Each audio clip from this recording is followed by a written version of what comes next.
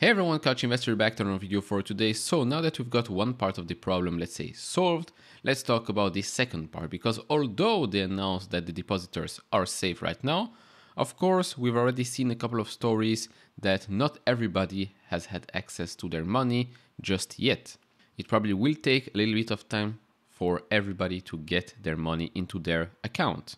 Not only that, they also have to transfer account because, well, I don't think they would like to stay in the same account they had before. So, of course, we've heard a lot of companies that were being hit that had accounts there, not just the small startups, but also big companies as well, such as Bill Holdings had around $300 million of their $2.6 billion in cash.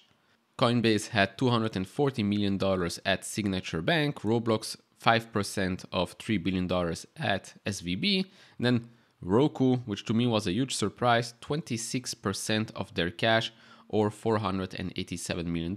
I know Lemonade had around $7,000 or so at SVB. Not that much, but then again, how much cash does Lemonade actually have? Not that much either. But let's touch on a couple of companies here. Of course, you're all wondering why I put Amazon, Microsoft, Google on the thumbnail, Twilio as well. We're going to talk about all of that in this video. But to me, my question to the Roku CFO is basically why? Why have close to $500 million at SVB? Why not put that money into one of the top 4 banks? I mean, pretty irresponsible if you're asking me. Now, with regards to the smaller companies, not the big ones, because the big ones, let's be honest, they'll survive. They'll manage, they'll find a way to get their money. But the smaller companies will indirectly affect the bigger companies. What I mean by that? Well, by smaller companies, I mean that right now, of course, they'll get their money back, fine, they'll survive, they make payroll, etc.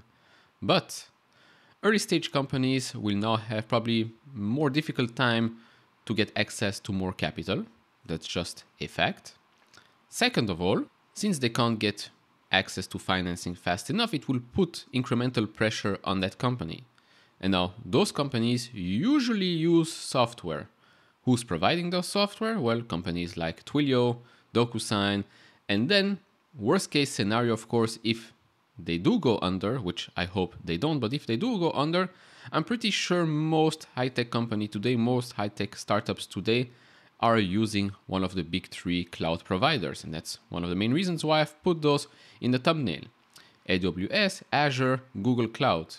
Of course, a lot of those smaller startups are using one of those cloud providers.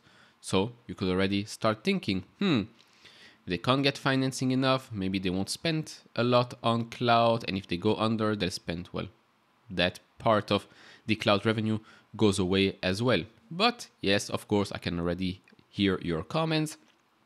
They also have huge companies that are not affected by those smaller ones. 100% agree. And that's why I think the big guys should be okay and will be okay. Doesn't matter what happens. Of course, if things did get worse, then yes, everybody would get affected. But just so you know, companies like Twilio, DocuSign will probably see a hit in their software sales. That's just the way it goes. Now, if you enjoy this type of videos, leave it a thumbs up, subscribe if you have not. I would really appreciate that. And if you want to support me even further, do check out the link down in the description and in the pinned comment to get the top 10 best stocks to buy now, or go to fool.com/couchinvestor. So, going back to the other companies, for example, Coinbase. How is Coinbase affected by this? Well, first of all, Coinbase is affected by this story because of, well, Circle. They took a $3.3 billion hit because of another failing bank that affected cryptocurrencies. What happened then? Well, the so-called stablecoin was not so stable anymore. Stablecoins should represent a 1-to-1 to the US dollar, so should stay around $1, right? Well, USDC did not stay at $1, actually dropped just under 90 cents. So if people start looking at a stablecoin and sees it dropping and it's not so stable anymore, they might be looking for other possibilities out there. Now, why is it important for Coinbase for this to be stable?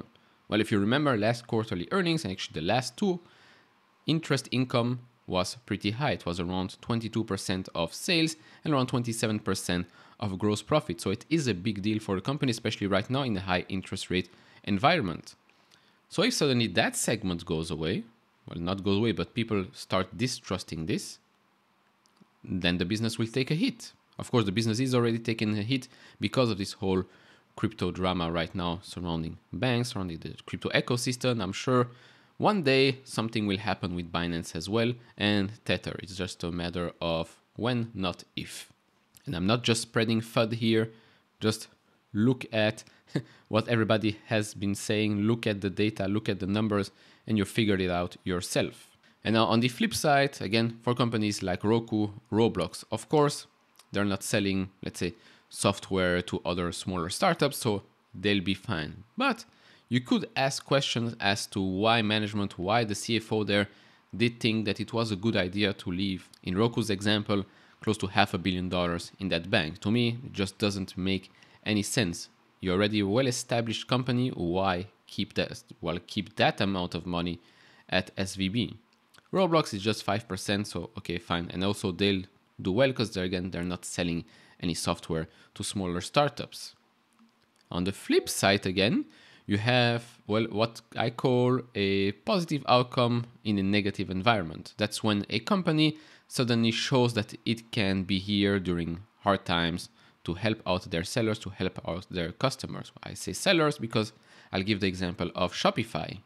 So in Shopify's example, Toby said it's a very minor impact for them. They use SVB as one of the 12 or so banks spread over mostly Canada and United States. Canada has stricter banking risk regulations.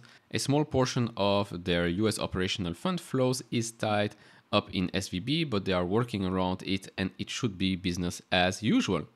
And then there was an email sent out by the COO reaching out to basically people that have their funds locked up and have trouble hitting payroll.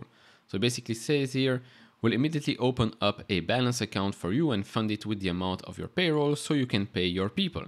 Don't worry about signing anything for now. We'll get lawyers to paper things later and we won't charge you any interest for this. We just want to help. Pay us back with no interest when you get your SVB funds unfrozen. So you can clearly see how this will benefit Shopify in the future. Other potential sellers are seeing this right now and like, maybe I should be signing up with Shopify because clearly they stand behind their users, their sellers. And again, bravo to management to figure this out pretty quickly, to reach out to their sellers and offer this option. Really, kudos to them. Other companies that are not doing this or have not done this, or maybe not publicly, well, will likely take a smaller hit. But then again, in such cases, there are always losers and there are always winners. Winners keep on winning. In this case, big tech companies like Apple, like Microsoft, etc. will keep on executing, will keep on winning. And if you find any weakness in those, to me, it's probably a good opportunity.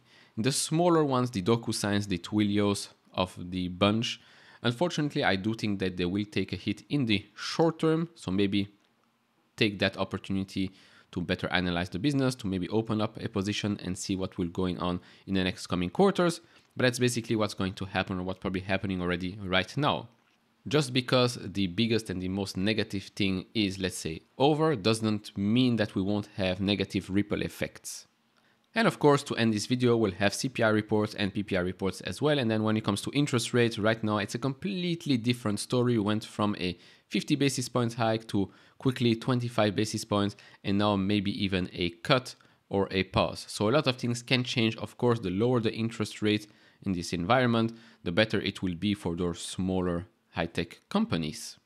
And so that will be it for this video. Of course, do share your thoughts down in the comments below. What companies are you looking at right now? Have you been adding? Have you been selling? Of course, I had a poll on Twitter asking if you would be selling at the open on Monday. 87% of you, of the 900 people that actually answered, said no. Most of you said I have limit orders in place. I actually had limit orders in place as well. I was surprised that the market opened when it did, because in the US apparently you changed the clock. I did not expect that. So suddenly I saw lots of notifications on my phone where my limit orders were hit. So there you have it for this video. If you enjoyed this type of videos, leave it a thumbs up, subscribe if you have not, and I'll see you all in the next one.